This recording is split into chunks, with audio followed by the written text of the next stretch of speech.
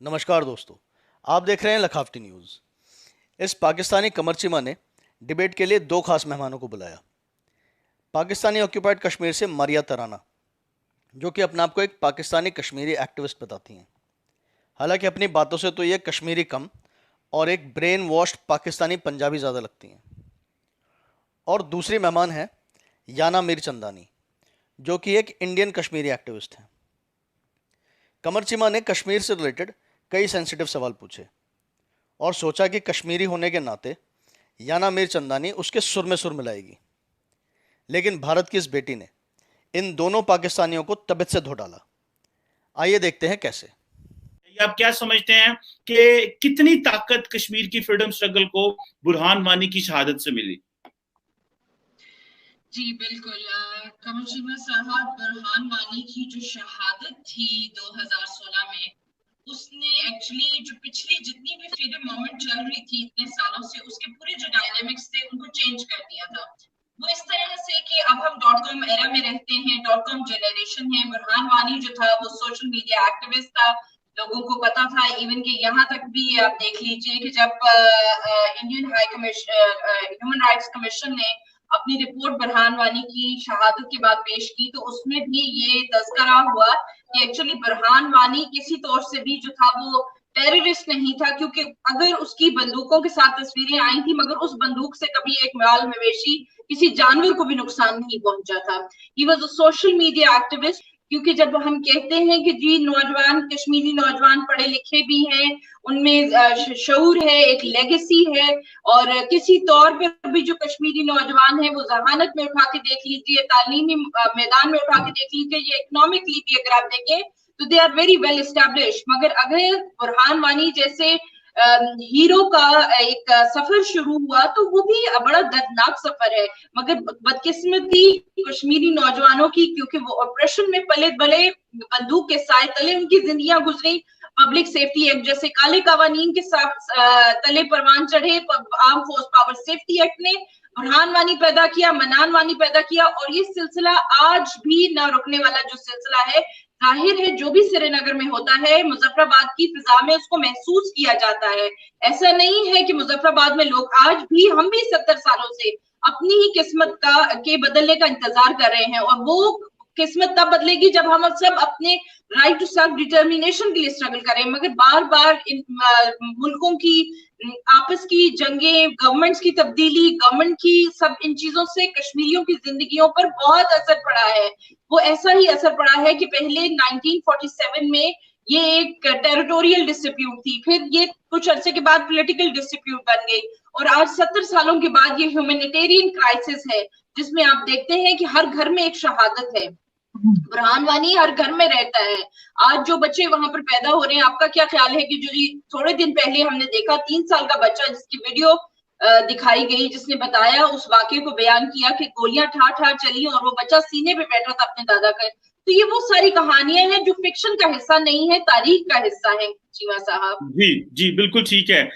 याना मीर, आप क्योंकि Indian occupied Kashmir से हैं, तो आप क्या देखती हैं कि जो ये स्ट्रगल है, फ्रीडम स्ट्रगल है, इसमें इतनी तेजी आई है, और जो कश्मीरी हैं वो बार बार इंडियन हुकूमत के खिलाफ जो अलमे बगावत बुलंद करते हैं, वो समझते हैं कि आपने हमारी टेरिटरी पे कब्जा किया हुआ है। तो आप समझती हैं कि इंडियन ऑक्युपाइड कश्मीर में रहते हुए आप ये समझती हैं कि ये स्ट्रगल मजीद ताकत पकड़ रही है, मजीद इसके अंदर तेजी आ रही है? मैं जवाब नहीं दूंगी, मैं काउंटर सवाल करूंगी, ठीक है, मारिया से भी और आपसे। जी जी जी। पॉइंट नंबर वन, मारिया, आप कह रही हैं कि बुरहान वानी यहाँ पे हीरो है। कल बुरहान वानी के एनिवर्सरी पे किसी ने एक कैंडल तक जलाई है, लेकिन कल बीजेपी का एक हमारा लीडर उसको शहीद कर दिया। वो शहीद हो गया क्योंकि उसको कुछ लश्कर के टेररिस्ट ने आके मार दिया। सरेआम आई विटनेसेस ने भी देखा और सीसीटीवी ने भी देखा। तो इतना बड़ा उसका फ्यूनरल किया गया, अभी तक लोग रो रहे हैं उसके पीछे। वो एक नेशनलिस्ट था, इंडियन फ्लैग लेके खड़ा होता था। तो आप सच्चाई, आपके यहाँ होगा बुरहान वानी हीरो, हमारे यहाँ उस कुत्ते की मौत मरा है। और उसको मरवाया किसने? उसी की गर्लफ्रेंड ने, जो कहती थी। आप कहते हैं कि एक इनोसेंट पे उसने हाथ नहीं उठाया, उसकी गर्लफ्रेंड ने कहा कि वो उसको मोलेस्ट करता था, दूसरी लड़कियों को मोलेस्ट करता था। आप इस आदमी को, और एक चीज मैं बता दूं, मैं एक और क्वेश्चन पूछती हूँ आपको। आप कह रहे हैं कि बुरहान वानी के ऊपर, मैं ये नहीं कह रही कि उस पर अत्याचार नहीं हुआ होगा, हम इंडिया में यूज करते वर्ड अत्याचार, लेकिन क्या आपने गिरिजा टिक्कू के बारे में पढ़ा है? क्या हुआ था उसके साथ? आपके जिहादियों ने उसके साथ गैंग रेप किया, फिर एक सौ होता है ना, उसको उर्दू में क्या बोलते हैं मुझे नहीं पता, वो जो 100 के साथ उसकी बॉडी को दो हिस्से कर दिए। पूरी नहीं, मैंने आपकी बात एंड तक सुनी, आप पहले सुनने का हिम्मत तो रखिए, सुनने की हिम्मत रखिए। फिर उस ऐसे बहुत सारे इंसिडेंट्स हैं जो कश्मीरी पंडितों पे गुजरे, जिसकी वजह से उन्होंने कभी गन नहीं उठाया। गन उठाना तो दूर की बात, वो बेचारे आज की तारीख में आर्ट ऑफ लिविंग में काम करके, जो डिस्टर्ब्ड कॉन्फ्लिक्ट की वजह से जो डिस्टर्ब मुसलमान है कश्मीर में, उनको ट्रीटमेंट दे रहे हैं, उनको डिप्रेशन की ट्रीटमेंट दे रहे हैं। वो कहते हैं कि हमारे लोग हैं, एक जमाने में इन्होंने हम पे जुल्म किए होंगे, लेकिन हम इनके ऊपर जुल्म नहीं कर सकते। आप ऐसे लोगों को बढ़ावा दे रही है, बुरहान वानी जैसे लोग जिन्होंने गन उठाया क्योंकि उनके साथ जोर जबरदस्ती जुल्म हुआ है। उन्हें गन नहीं, उन्हें पेन उठाना चाहिए, उन्हें देश से गद्दारी नहीं करनी चाहिए, उन्हें अपनी देश की गवर्नमेंट से बोलना चाहिए कि हमारे साथ ये गलत हुआ है, हमारे साथ वो गलत हुआ है, इसको सही कीजिए। ये इन्होंने बल्कि क्या किया, देश के गद्दारों से हाथ मिलाया। इनकी तो वीडियो आई थी कि हाफिज सईद, पता नहीं कौन से मसूद अजहर, मैं इन सब लोगों के ऊपर रिसर्च करती नहीं हूँ, उसके साथ फोन पे टेलीफोन पे बात कर रहा है, हीरो बनना चाहता था वो बड़ा, और बन गया पाकिस्तान में हीरो। इंडिया में उसको हीरो नहीं बोला जाता, उसको हम टेररिस्ट ही बोलते हैं और टेररिस्ट ही बोलते रहेंगे। और आप ये जानकर शॉक हो जाएंगे कि उसके मरने के बाद उसका फादर किधर गया था अपना डिप्रेशन ट्रीट करने के लिए, हिंदुओं की आर्ट ऑफ लिविंग में, श्री रविशंकर जी के पास। तो आप क्या बकवास कर रही हैं? अगर हमारी कंट्री इतनी बुरी होती तो बुरहान वानी के फादर को ट्रीटमेंट करती डिप्रेशन की। आप जैसी गवर्नमेंट हमारी होती है, अगर आप जैसी गवर्नमेंट हमारी होती है तो बुरहान वानी की सारी फैमिली को डिसअपियर करा देती है एक रात में। बट हम उनको ट्रीटमेंट दे रहे हैं, हम उनकी फैमिली को हेल्प कर रहे हैं, ये है हमारी गवर्नमेंट। सिर्फ एक बात, आप जितना मर्जी बोलें लेकिन काइंडली डिसेंट लैंग्वेज इस्तेमाल करें, गलत लैंग्वेज इस्तेमाल न करें। मैंने ऐसा कुछ बोला नहीं तो सच नहीं है। अब आपको वो इंडिसेंट लग रहा है, मैं क्या करूं? सुने आप देखें, आपका अपना पर्सपेक्टिव रखने का हक है, आप बोले अपने पर्सपेक्टिव रखें, हम आपको नहीं टोकेंगे। आप बताइए कौन सी इंडिसेंट बात बोली मैंने? सुने मेरी बात, सुने ना, देखें जब आप लोग मोदी जी वो कहते हैं वो इंडिसेंट होता है, या जो मैं कह रही हूँ बुरहान वानी जैसे टेररिस्ट के बारे में वो इंडिसेंट ना? भाई सुने, बात तो सुने ना। देखिए मैं आपको टोकता नहीं, आप बोलें जो मर्जी, लेकिन कम से कम कुत्ता, बकवास, ये जो अल्फाज हैं ये ना करें, क्योंकि ये गाली है। सुने, कुत्ता गाली नहीं होता है, कमल चीमा जी, कुत्ता गाली नहीं होता है। लोग कुत्ते को एज अ पेट रखते हैं, एज अ पेट रखते हैं। मैं कुत्ते एज अ गाली नहीं दे रही। मेरा बोलने का मतलब है कि जैसे कभी कभी रास्ते पे जैसे म्युनिसिपैलिटी का जो बेचारे जो कुत्ते होते हैं जो वो क्रैश हो जाते हैं, उस तरह से मरा है। मैं उसको गाली नहीं दे रही, वो गाली के लायक है नहीं, मैं उसको गाली नहीं दे रही। सुने मेरी, आप देखें, मैं आपको जितना टाइम आपको चाहिए आप लें, लेकिन एक तो किसी दूसरे को टोके ना। मारिया आप भी याना को ना टोके, और याना आप भी काइंडली, और दूसरे डिसेंट लैंग्वेज इस्तेमाल करें। आप खातून है, लड़की है, मैं भी अच्छा नहीं लगता, व्यूअर्स फैमिलियां लड़कियां देखती हैं तो वो क्या किस तरह की जुबान। मैंने गाली की तरह से नहीं बोला था। कुत्ता गाली, कुत्ता is a very cute animal, don't worry, मैं गाली नहीं। किसी इंसान को किसी जानवर से पिलाते हो तो फिर वो गाली बन जाता है। सो काइंडली आपसे आपने अगर कुछ और भी कहना है तो आप कह लें, लेकिन काइंडली ये गाली की जुबान नहीं, आर्गुमेंट जितने मर्जी दें। जो आपने बात की याना एक दो जवाब आपको दे दूं। ये जो जो स्टोरीज मिलती है ना आपको, कुक्ड स्टोरीज, रॉ वाले माइंड में डालते हैं, इंडिया का गोदी मीडिया चलाता रहता है। मैं वहाँ रहती हूँ कमर चीमा जी, वो मेरा घर है, मुझे पता है वहाँ क्या हो रहा है, वहाँ के लोग क्या सोचते हैं, बिलीव मी, मुझे पता है। वो घर है मेरा। वाले से आपने गन और पेन की बात की, या ना, बहुत अच्छी बात की आपने कि गन का मुकाबला पेन से है ही नहीं है। मुझे ये बताएं, आपने कश्मीरियों की आजादी के लिए अपने पेन से क्या लिखा है? आपने कश्मीरियों की आजादी का जवाब मैं देना चाहती हूँ। सही, ये सवाल बहुत अच्छा है। सुने सुने सुने, हमारे यहाँ पे मलाला यूसुफजई पाकिस्तान की नोबेल लॉरेट, उन्होंने भी यही कहा था यूएन में कि एक पेन जो है वो ज्यादा ताकतवर है एक गोली से, एक बंदूक से। सो अगर एक बच्चा, एक पेन और एक टीचर होगा तो वो जमाना बदल सकता है। लेकिन जिस मुल्क में कल की बात बता रहा हूं, सेकुलरिज्म और डेमोक्रेटिक राइट्स जैसी चीजें जो स्कूल और कॉलेज के सिलेबस से निकाल दी हो इंडियन हुकूमत ने, मैं कल की बात बता रहा हूं, आपने पेन की बात की ना, बीजेपी की सिलेबस से ये चाइना ने किया था, ये इंडिया ने नहीं किया। ये कहां से मिली आपको न्यूज? आप ISI की न्यूज पे चल रहे हैं और मुझे कह रहे हैं कि मैं एनालिसिस नहीं कर रही हूँ। ये तो हो ही नहीं सकता कि हमारी स्कूल, हमारी कॉन्स्टिट्यूशन में डेमोक्रेसी, हमारी स्कूल से कैसे निकालेंगे? ये क्या बात हुई? याना बात तो सुने, चाइना ने किया है। कमर चीमा साहब, आप कंफ्यूज हो रहे हैं। ये जो बात आपने की, ये हांगकांग की लाइब्रेरी से डेमोक्रेसी के ऊपर सारी जो बुक्स थी वो चाइना ने हटाई है, इंडिया में नहीं हुआ है ये। आप कंफ्यूज हो गए हो। आपने याना, आप भी यहीं पर मौजूद है। मेरा नाम मारिया इकबाल तराना है, मैं भी यहीं पर मौजूद हूँ और तारीख ये आपको बताएगी, क्योंकि यहाँ पर हम ये डिबेट करने के लिए, मैं बिल्कुल भी बुरहान वानी के बारे में ये सुनने के लिए नहीं आई थी कि उसके लिए किसी उसको जानवर के साथ जो है ना मुशबा किया जाए, उसका नाम जोड़ा जाए। अगर तारीख में आप भी जिंदा रही तो मैं भी जिंदा रही, तो हम एक दिन जरूर फिर इसके ऊपर बात करेंगे कि आखिर बुरहान वानी कौन था। आप उसको हीरो बेशक मत माने, ठीक है, आप मुंबई में बैठ के मुंबई एंजॉय कीजिए, ठीक है, मगर जो कश्मीर की वादी में रहते हैं, खुदारा उनकी खूनों को, जो उनकी गलियों में रेप हुए, कुनान पोशपुरा जैसे वाकयात और बहुत सारे वाकयात, उनको बिल्कुल भी झूठा यहाँ पर साबित मत कीजिए और उन लोगों को बिल्कुल भी मत ये बताने की कोशिश कीजिए कि वो वैसे ही मर गए, वो कुत्ते की मौत मर गए। नहीं, ऐसा नहीं था। कश्मीर की तारीख, कश्मीर के लोग हमेशा तारीख में जिंदा रहेंगे। हो गया आपका? हो गया? पहली बात तो आप पहले ये सब चीजें छोड़िए और ये दिखाई, ये आपने कहाँ से बोल दिया कि मैं मुंबई में रहती हूँ? मैं मुंबई कभी कभी आती हूँ, मैं वहीं रहती हूँ। आपने ये कहाँ से बोल दिया? जिस तरह से आपने ये झूठ बोला है, जाए तो मुझे जरूर बताइएगा।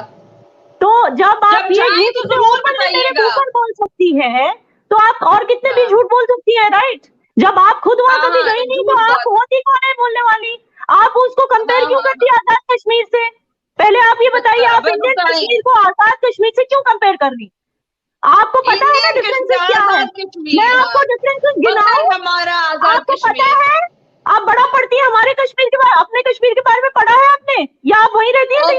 अपना क्या, हमारे भाई डीएनए टेस्ट करा लो, मेरे डीएनए। नहीं, मैं कह रही हूँ कि आप वहीं रहती है ना, चलो डीएनए आप वहीं रहती है ना, आप वहीं रहती हैं। आपके यहाँ एयरपोर्ट है, एयरपोर्ट है आपके यहाँ, एयरपोर्ट है। सब देखा है एयरपोर्ट कैसे लगता है? अच्छा चलो ये छोड़ दो, ये बताओ आप डेमोक्रेसी की बात कर रही है पाकिस्तान में रह के। अच्छा ये बताओ, गिलगित बाल्टिस्तान में इलेक्शन होते हैं? बताओ ना। क्यों नहीं होते? आप आए, आप तशरीफ लेकर आए, आपको भी हिस्सा दिलाएंगे। अभी अमजद साहब क्या बोलते रहते? आरिफ अजाकिया साहब क्या बोलते रहते? अमजद साहब क्या बोलते हैं? नहीं, आप हमारे NDTV का दिखाते हैं। आरिफ अजाकिया साहब क्या कहते हैं? अमजद मिर्जा साहब क्या कहते हैं? अनीस फारूकी साहब क्या कहते हैं? आप उनका नहीं सुनती, आप सिर्फ NDTV देखती है क्या? हमारे यहाँ NDTV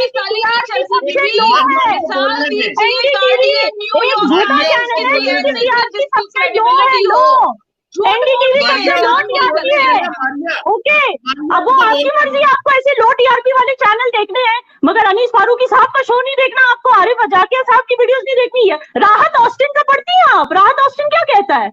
आपने कभी पढ़ा है?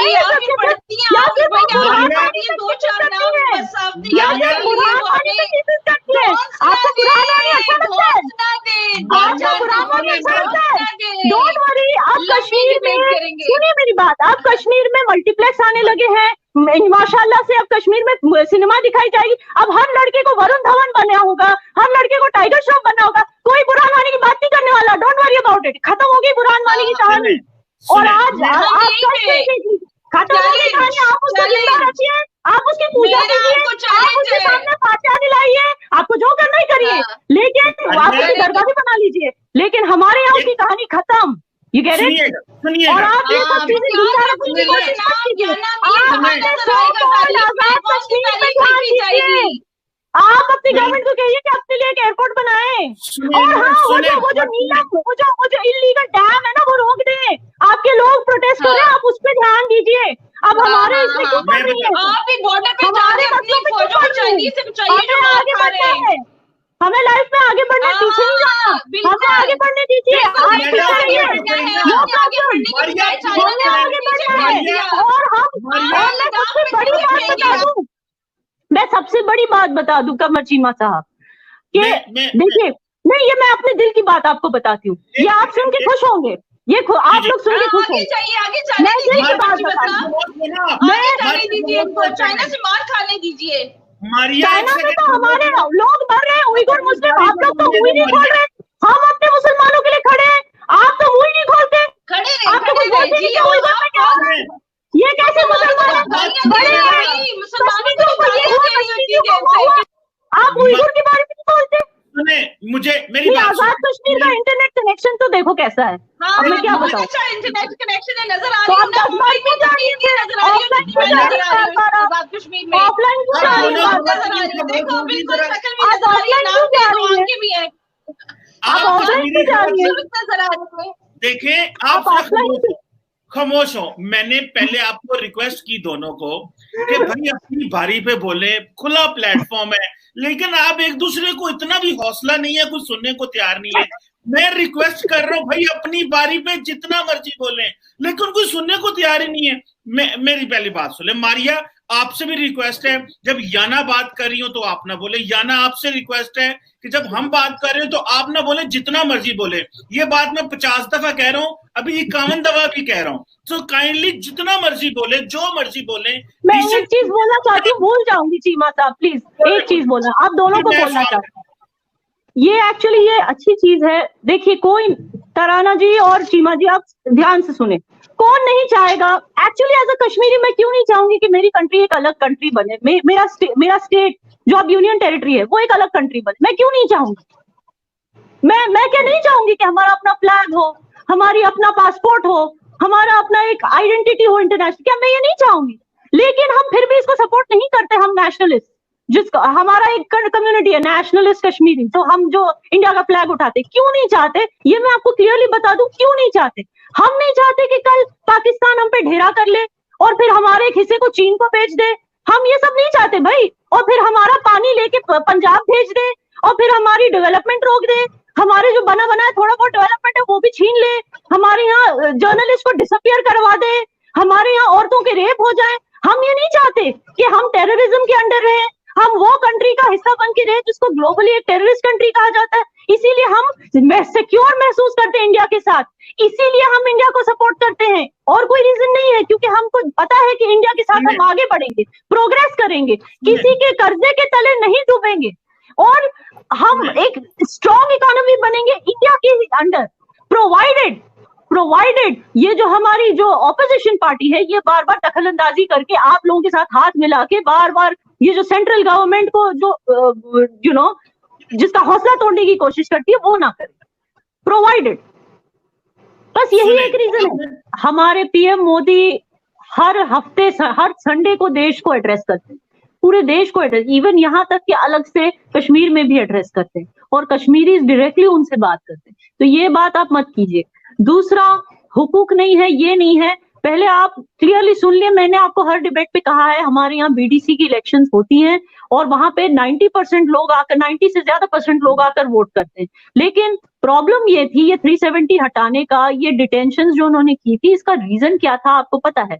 रीजन ये था कि वहां पे इतनी सारी हमारी आवाम इतनी है नहीं, हमारी आबादी ओनली 69 लाख, लेकिन वहां पे पॉलिटिकल पार्टीज इतनी सारी थी, हर दूसरे तीसरे घर में एक पॉलिटिशियन था, इतनी सारी पार्टीज, इतनी सारी आइडियोलॉजीज के इस सारी चीज को हटा के रीसेट करना पड़ा, और हर कोई एक दूसरे में लड़ता था। तो ये हमारी प्रॉब्लम थी जिसकी वजह से हम आगे नहीं बढ़ सक रहे थे। तो इसलिए गवर्नमेंट ने थोड़ा सा रीसेट बटन दबा दिया, बट वो क्लियरली कह रहे हैं कि हम स्टेटहुड फिर से रिस्टोर करेंगे, हम नहीं चाहते इसको यूटी बना के रखना। जब वो कह रहे हैं, आपको यकीन नहीं करना, ये आपका प्रॉब्लम है।